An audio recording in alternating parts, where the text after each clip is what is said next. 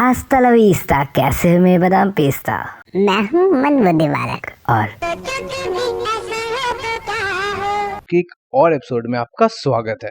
हम इंसान एक तरह के एलियन हैं। आप जरूर सोच रहे हो कि मैं ऐसा क्यों बोल रहा हूँ, तो चलिए शुरू से शुरू करते हैं। हम सभी जानते हैं पृथ्वी एकमात्र ऐसा गोला है जहाँ जीवन मौजूद है, लेकिन करीब 500 मिलियन साल पहले हमारी धरती बिल्कुल बंजर थी। धरती पर जीवन की उत्पत्ति पर कई थ्योरीज दी जा चुकी हैं, लेकिन अभी तक हम यह नहीं जान पाए हैं कि ऐसी क्या सर्कमस्टांसेस थे जिससे सभी चीजें एक साथ आईं और जीवन धरती पर शुरू हुआ। हम इंसान आखिर कहाँ से आए हैं? कहीं हम मार्स से तो नहीं आए? ये पैंसपर्मिया थ्योरी क्या कहती है? ऐसी क्या चीजें हैं जिससे हमें लगता है कि पृथ्वी पर जीवन बाहर से आया है? और क्या होगा अगर जीवन पृथ्वी पर शुरू ना हुआ हो?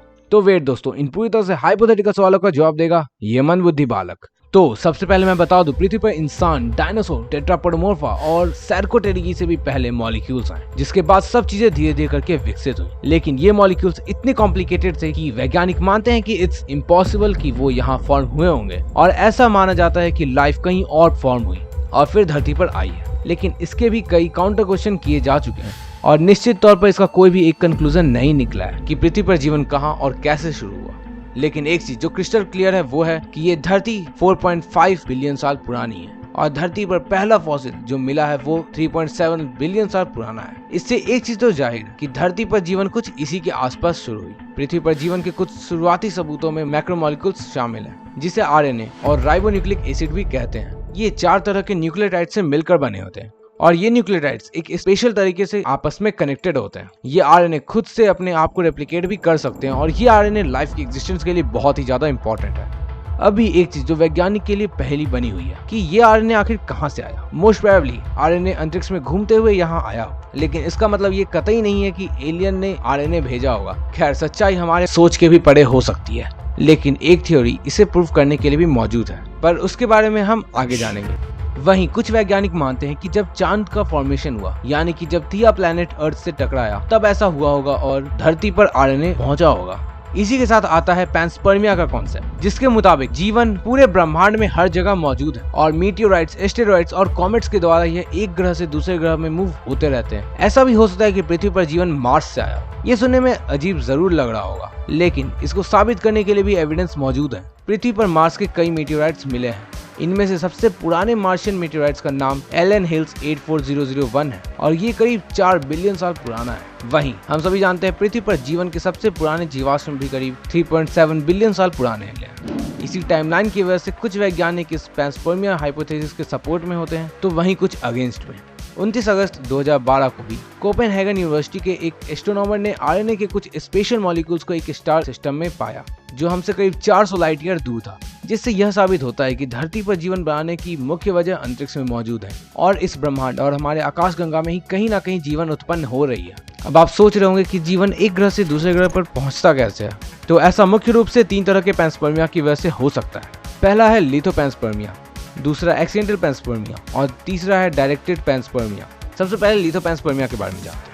तो हम सभी जानते हैं कि कुछ ऐसे सूक्ष्मजीव होते हैं जो स्पेस जैसे कठिन सर्कमस्टांसेस को भी झेल सकते हैं और एस्टेरॉइड और कमेट्स की वजह से ट्रैवल कर सकते हैं और दूसरे ग्रहों में जाकर ये जीवन की शुरुआत भी कर सकते हैं। चलिए एग्जाम्पल से समझते हैं। तो इमेजिन कि मार्स पर जीवन मौजूद है। अब उस ग्रह के साथ किसी ग्रह का टक्कर होता है और इस टक्कर के कारण बहुत से पत्थर और मीटियोराइट्स अंतरिक्ष में बिखर जाएंगे। अगर उस पत्थर में कोई भी जीवाणु रह जाता है तो वो जीवाणु अंतरिक्ष में सफर के दौरान डोरमेंट यानी कि निष्क्रिय हो जाएगा और जहां उसे जीवन के लिए फेवरेबल कंडीशन मिलेगी वो वापस से वहां एक्टिव हो जाएगा और जीवन की शुरुआत कर देगा।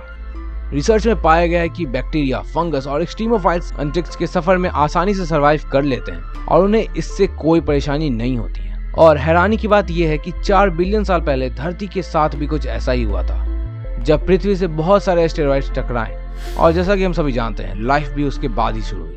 एक्सीडेंटल पैंसपर्मिया, जब कोई सभ्यता गलती से जीवन अपने ग्रह से दूसरे ग्रह में पहुंचा दे तो एक्सीडेंटल पैंसपर्मिया होता है। इसलिए अगर कोई स्पेस एजेंसी दूसरे ग्रह के लिए रॉकेट लॉन्च करते हैं तो उसे अच्छे से क्लीन करते हैं ताकि गलती से भी कोई जीवाणु उनके साथ ना चले जाए। तीसरा है डायरेक्टेड पैंसपर्मिया, जब भी कोई सभ्यता किसी उद्देश्य से जीवन को दूसरे ग्रह तक पहुंचाती है तो ये डायरेक्टेड पैंसपर्मिया कहलाती है। इसी कॉन्सेप्ट पर एक लाजवाब मूवी भी बनी है जिसका नाम है प्रोमेथियस। अगर डायरेक्टेड पैंसपर्मिया किसी भी एंगल से सही है तो इस धरती पर जीवन किसी एडवांस एलियन सिविलाइजेशन की वजह से भी मौजूद हो सकता है। पैंसपर्मिया के अकॉर्डिंग तो हम एलियन ही हुए। हालांकि कई साइंटिस्ट इस थ्योरी को मानने से इनकार भी करते हैं और उनके अकॉर्डिंग पृथ्वी पर लाइफ केमिकल रिएक्शंस के जरिए पॉसिबल हुआ। इसी वजह से panspermia general body of biologist और एस्ट्रोनॉमर्स के द्वारा वाइडली एक्सेप्ट नहीं किया गया और फिलहाल एक परिकल्पना के सिवा और कुछ भी नहीं है। केपलर टेलीस्कोप ने हजारों पृथ्वी जैसे ग्रह तलाशे हैं जहां पानी हो सकते हैं और जीवन मौजूद हो सकता है, लेकिन हमें सिर्फ एक ही ग्रह ऐसा मालूम है जहां जीवन वाकई में मौजूद है, वो है पृथ्वी। शायद हमें और इंतजार करने की जरूरत है। क्या पता उनमें से किसी ग्रह में लाइफ की शुरुआत ऑलरेडी हो चुकी हो या कोई एलियन सभ्यता बस हमारी तक पहुंचने ही वाली हो। खैर, कभी सोचा है क्या होगा अगर कल ही हमारी पृथ्वी पर एलियन आ जाए? क्या हम किसी एक्स्ट्रा टेरेस्ट्रियल लाइफ से मिलने के लिए तैयार हैं? लेकिन ये हम किसी और वीडियो में सोचेंगे। तब तक के लिए सोचो कभी ऐसा हो तो क्या हो कि एक और वीडियो में हम फिर से मिलेंगे। तुम लोग कहीं मत जाना, क्योंकि जाना वापस तो यहीं पे आना। और हाँ, मैं तो चला, सब्सक्राइब कर देना, ठीक है? बाय।